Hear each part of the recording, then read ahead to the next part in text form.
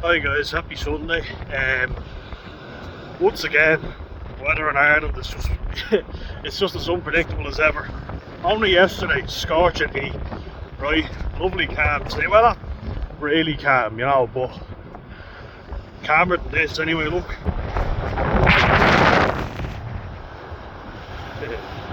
it's still pretty warm though, so I decided to cycle down here and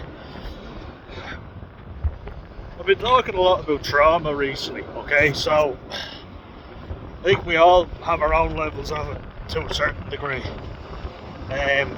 which is pretty fair, And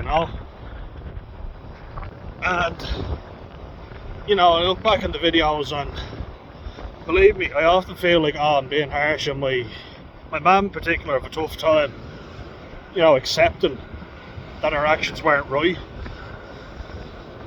But I absolutely forgive her, and I think that's the important thing to say. She doesn't like confrontation. She's not very good at dealing with it. She gets very stressed, and I've often gone to her, I will help you if you want. Even though I don't want to do it, I always say, look, just ask. It really pisses me off when she doesn't ask me for help and then lets things build. And that's the thing. As much as it might seem like I hold stuff against her, I don't. Because there's a lot of good that outweighs the bad, It's just unfortunate that we're more programmed towards the negative shit than the positive shit, She's done way more positive for me than negative. 100%, So I want to just reiterate that point. Even my dad, to a degree, I don't blame him. Because he had a lot of trauma, And a lot of, looking out for number one. I often feel cowardly when I do that, I hate that. That's one of my biggest annoyances, is when I feel like I could have done something for someone else and I didn't do it. But in a lot of cases, I can barely look after myself, even now. And I've talked a lot about that, where I end up pissing someone off trying to help them. And then I get pissed off with them because, like, you ungrateful prick, I was only trying to help. It's a tough one, isn't it? Because then if you don't do anything, you feel bad. Then you're kind of like, they have to be their own person. They have to stand on their own 2 feet, It kind of makes me, not empathise, because I'm not a parent, And that's the thing. You think when you're younger, oh yeah, I want to have 3 or 4 kids and it'll be fine raising them, they'll turn out perfectly. Even as you get older, even though you don't have any, you start to appreciate, it's not easy being a parent. It's very fucking difficult. When I was heading to the Flag Y'all on Friday, I met this really nice fella, Mark Byrne. If you're listening, Mark, a shout out to you from Summerhill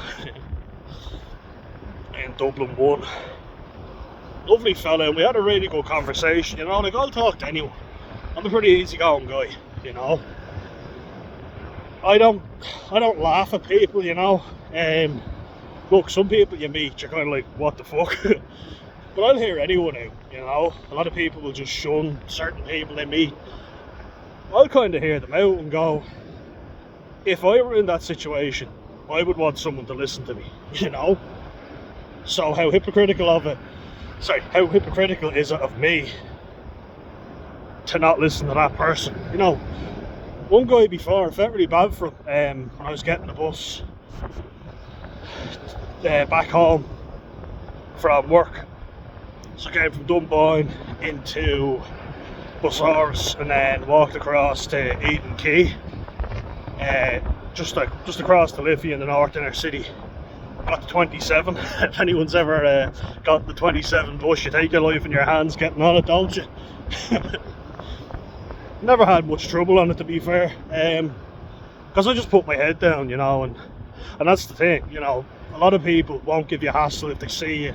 Like, I'd be coming home from work and be sweating, I was dying, and I was reading in my book, like, who's going to hassle someone who's just minding their own business reading the book? But there was this lad, Colm was his name, Colm. And I'm not being bad or anything, But you know, sometimes you can tell people who are, you know, they struggle to fit into society. Not being bad, you know, it's just,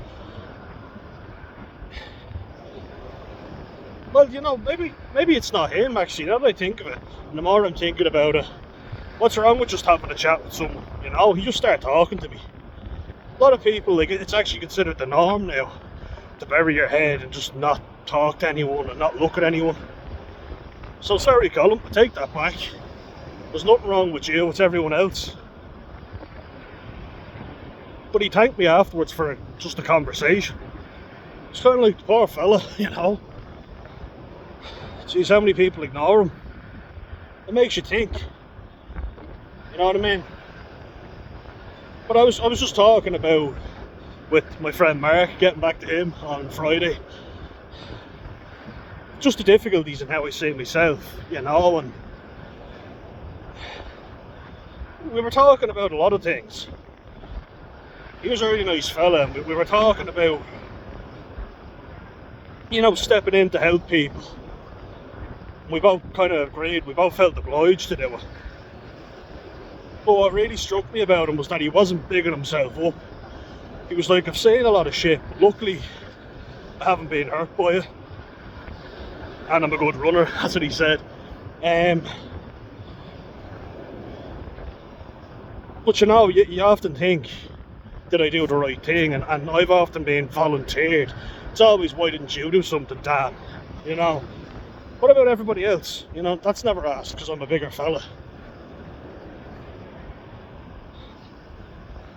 There's a thing about me, like, trusting people and letting my guard down. I feel like every time I do that, something bad happens. Do you know what I mean? So where am I going with this? Well, there was something like that just kind of triggered my feeling of worthlessness, you know, and that's often what I feel. I feel like I always have to step up and do the right thing. And this really upsets me because obviously I love Alfie, our golden retriever, more than anything. You know, love him to bits. And my brother was just watching something, Vanos Crew, and you know, Dahi Denogla and the Terrorizer.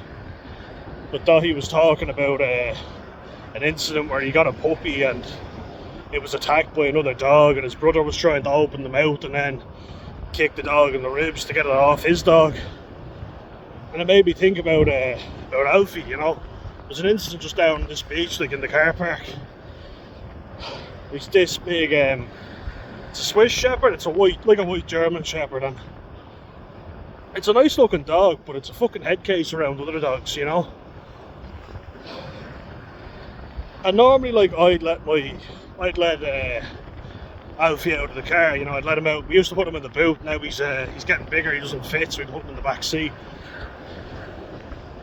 And normally I'd let him out, I'd be very careful, I'd make sure to be paying attention, and, you know, I'd say, wait, hold on, because there'll be other dogs around, he'd get excited. At the end of the day, all I cared about is that he's safe and that he doesn't get hurt, right? And then this one particular day, wasn't that long ago now, this head case of a dog, the Swiss Shepherd, pulled up in the car next to us, and I don't know what I was doing, I'd been doing something anyway, and I was having a Dunn's orange juice, you know, the one you get yourself, and I hadn't finished it yet, and I was quite chilled out, quite relaxed, so I sat in the car finishing it off while my brother got out. I got Alfie ready, but my brother didn't pay attention, you know, and the car pulled up and there was this the Swiss Shepherd, and Alfie got excited, jumped out. My brother wasn't paying proper attention, and Alfie ran over, and the dog literally, like, you know, got him, had his mouth around the collar, you know, so it was trying to go at him, and I turned around and I was like, oh, for fuck's sake, what's after happening now? And I could see this, and then I jumped out of the car, and my brother got a hold of the Swiss Shepherd's neck, you know, and he was lifting him up and trying to release the mouth, you know. As soon as I spotted it, I ran straight over, you know. My only instinct was keep Alfie safe. So I ran over, put my hand up. My brother managed to get Alfie out. Alfie was growling, and I was happy he was, you know. He was defending himself, and he had every fucking right to. You know, fuck the other dog. And Alfie was growling, you know, and I saw the other dog going for him. And my brother, luckily enough, he's very strong because he was able to reef the other dog off. I sprinted over, put my hand up on the other dog and kind of pushed him back.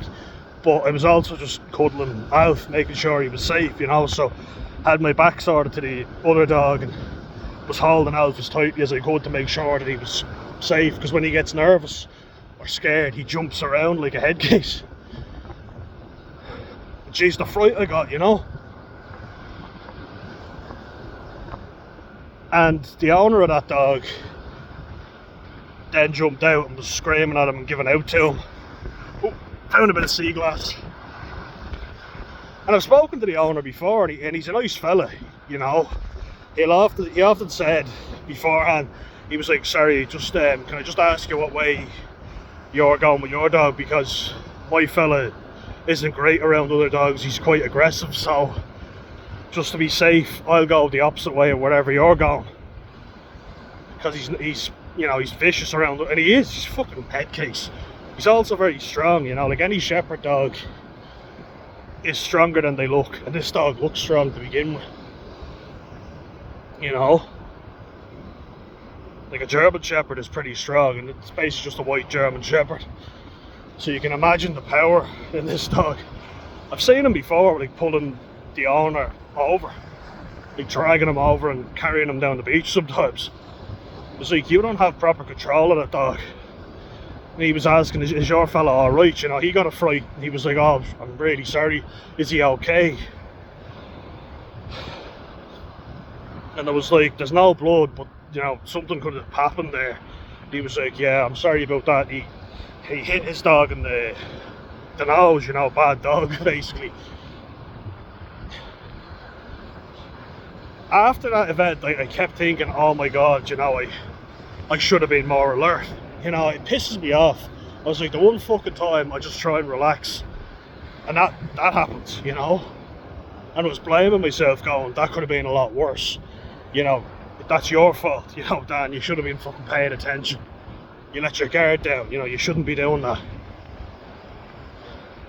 It's exhausting, like being in my head and not being able to relax.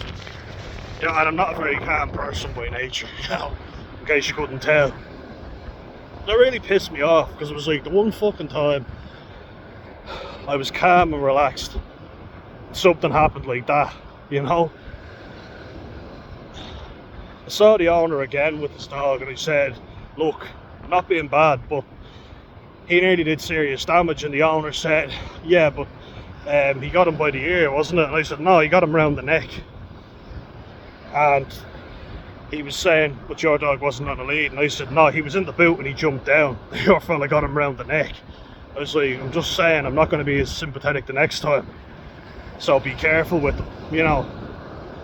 I'm not going out my way to, you know, start a row, but I was like, look, watch him, you know. And since then, he stays as far away as he can. And my brother's like, oh, what did you say to him? Because you could see us talking in the car park, but he didn't know what I said to him. It's like, I just let him know, you know, your dog's not safe around other dogs. Everyone lets their dogs off around here, you know. And like, I'm not the type of person that would ever think about hurting a dog, you know. It takes a lot for me to even consider hurting another dog. But, you know, I love dogs. I love all kinds of dogs. But at the end of the day, it made me very paranoid, because it's not the first event that's happened. And I felt like having a word with the lad, giving him fair warning, because I won't be as sympathetic the next time. If anything happens again, you know, I won't hesitate to do whatever I have to do to make sure Alfie's safe. You know, and he was fine, you know, he wasn't injured, so. But I was putting so much blame on myself, you know, and if you're anyway like me, you understand. Like, looking at the facts without blaming anyone, although it's gonna sound like I'm blaming, but my brother should have paid more attention, you know? He should have, for Alfie's safety. But also, like, to take the blame off him, you should expect when you go to the beach that your dog won't be attacked. Like, Alfie's not an aggressive dog at all. He only growled because he was after being fucking attacked, which I think is pretty fair. But my heart sank, you know? But what happened, you know? Alfie was safe. My brother was the closest to it. I got the other dog off Alfie. I made sure he didn't get him again, and I made sure Alfie was safe. So, like, we got him to safety. That was the main outcome. The owner apologised and, you know, gave out to his own dog, and rightly so. You know, it could have been a lot worse.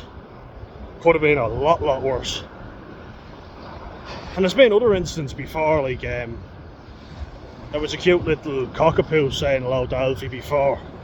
And then there's this little shit. I hate spaniels for this reason. Spaniels are arseholes. They look really nice, but they're not. They're always yappy yokes. Always. This was like a Springer Spaniel.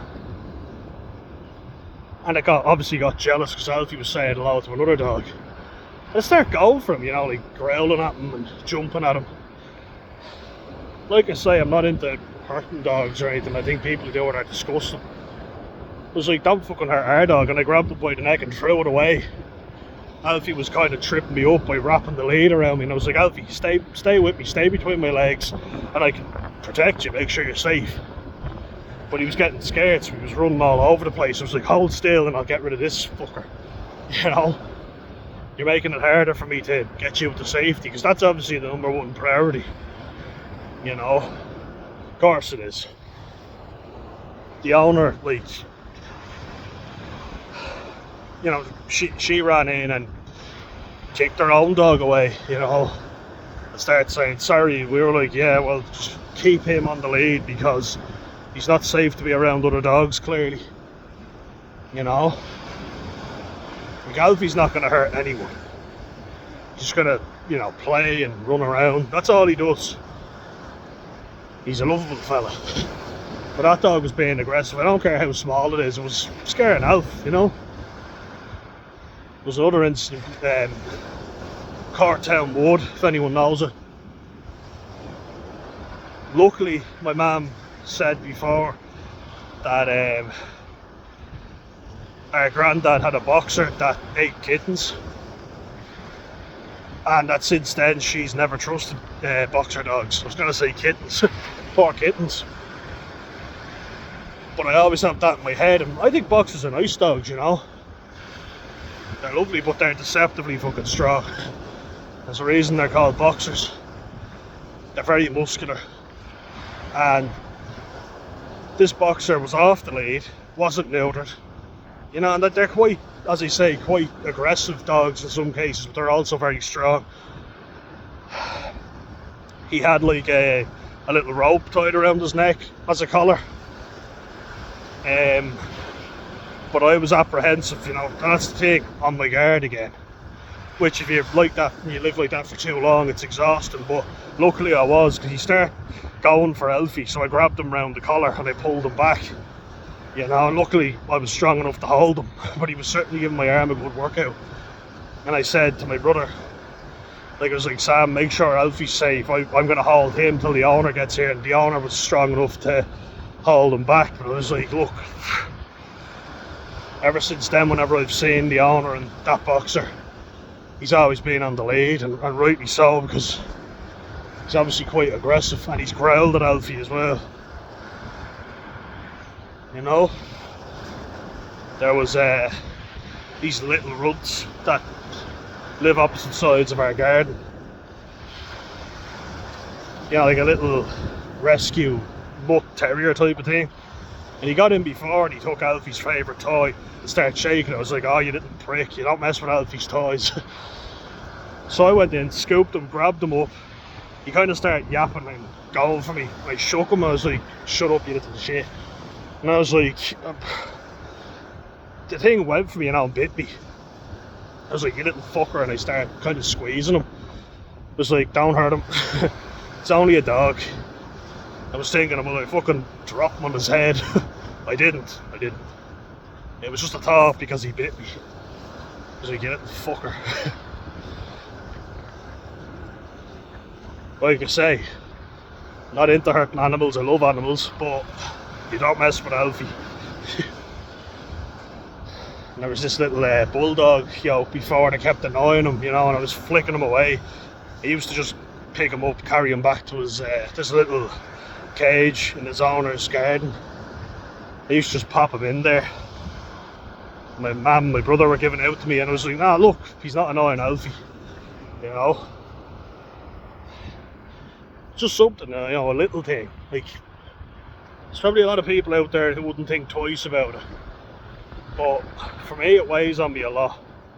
It's like, the second I'm not on my guard, something bad happens, and it's happened before. Which just reiterates the point that, you can't trust anyone, you can't let your guard down for a second. It's fucking exhausting. It's just a little thing that triggered me today, I'm like, should I have belted the dog in the ribs? Should I have... Look, Alfie was safe, that was the main objective, so we did what we had to fucking do. But yeah, it does weigh on me, because I'm thinking it could have been a lot worse. Always wondering, what if, I know most people think, well, it's okay now, so don't worry about it. I'm always thinking of the worst possible scenario. But Alfie's fit and healthy, and that's all that matters at the end of the day, And the facts, because you're always like, that's something I look at, Get out of my emotional brain, which is what's triggered whenever this happens. Triggered. But use the rational brain to kind of go, well, is he safe because of what you did? Yes. He's never been seriously harmed, and sometimes he started growling at Rottweilers and Pit Bulls and Bull Mastiffs, and like, Alfie, pick your battles. Because if one of those dogs goes, we might not be able to stop it, because those things are fucking strong. Very strong. But yeah, the fact is, I did what I could every single time to make sure Alfie was safe. And he's okay, he's perfectly fine. That's the truth, but I hear other stories of like, I should have done this, I should have done that. Those are in situations where a dog had lockjaw or something and they couldn't get the dog off. We could, and no serious damage was done. But fucking, thank God.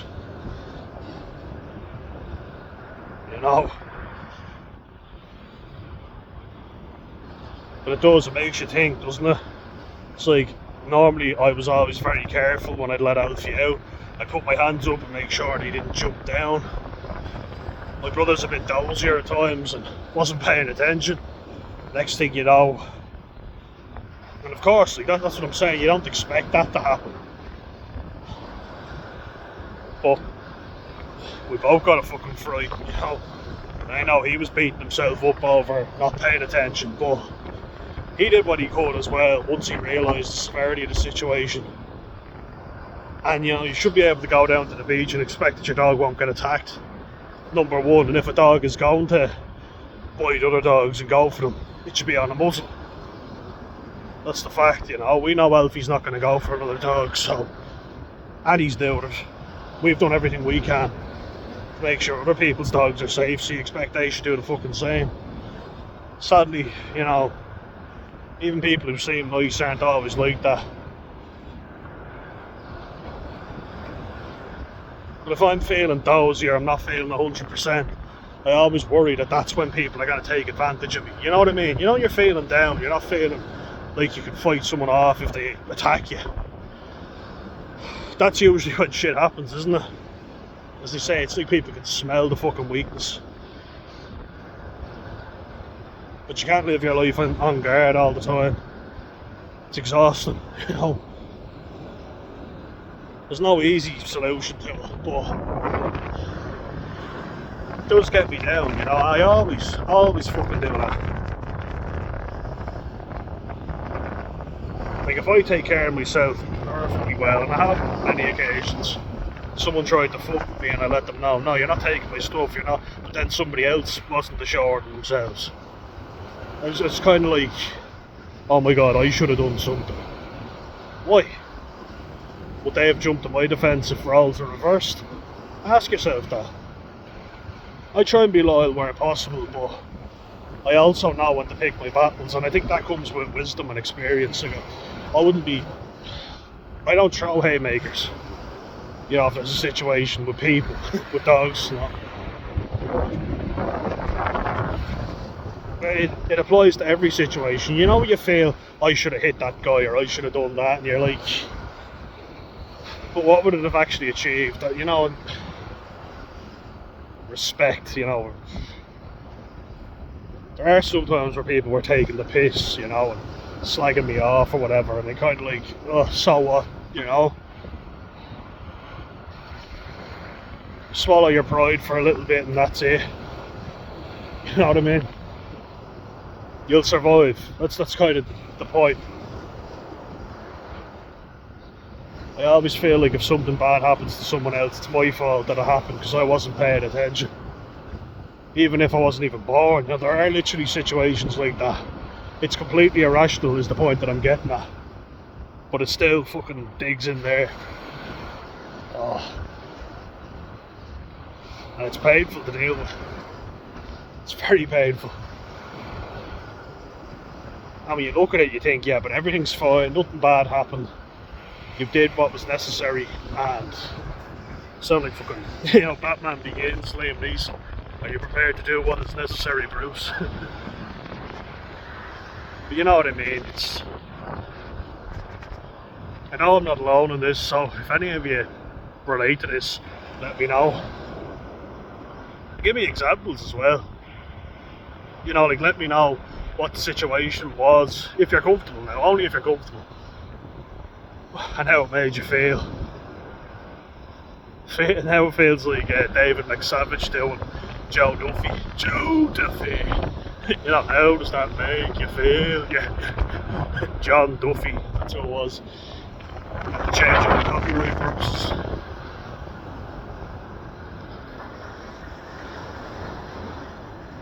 But yeah, you know, I do agree with my dad to a certain degree. Like, he always said, look after yourself. That's all you can look after. You can't really count on yourself. And I kind of get why he has that mindset. But I think it's very cowardly and selfish not to look after people. But when there are people counting on you, you know, and having had no one physically in my corner, I don't want to be like that. And I feel like I have to overcompensate. Lord Farquaad's castle, do you think he's compensating for something? Good Shrek quotes, innuendos. You don't notice it till you get older. Makes the film even better. It is hard, isn't it? It's very hard, but like, if Alfie had been seriously injured and required surgery, I'd certainly let your man know you're paying for it. You know? You've caused this, your dog caused it. You can fucking pay for it. But it would take a lot of energy out of me, you know? Even with friendly people, and having to be argumentative, I always get very nervous. Like, I'm always looking to see if someone skipped me in a queue, or someone trying to take the piss, take advantage of me. It's no way to live, you know? And it has broken me down.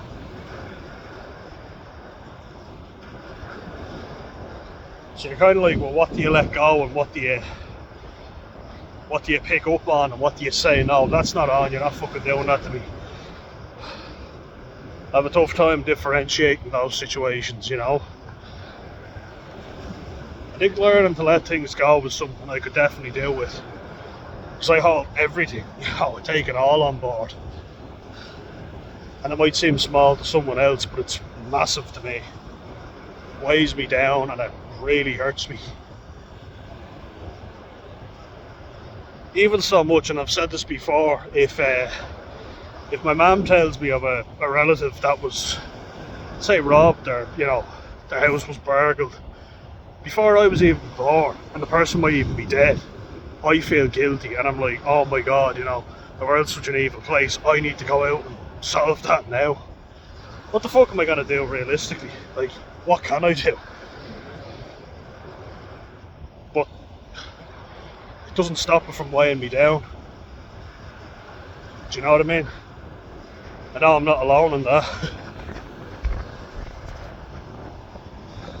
I also know there's people out there who couldn't give a shit about anyone else but themselves, and I don't want to be like that either, because that's not who I am. But anyway, guys, there's horses up ahead. Need to be on my guard to make sure they don't trample me. Hope you are all well, and happy Sunday. Let me know if you've ever experienced this shit, because it fucking drives me mental. Anyway, it's long a fall. See you in the next one.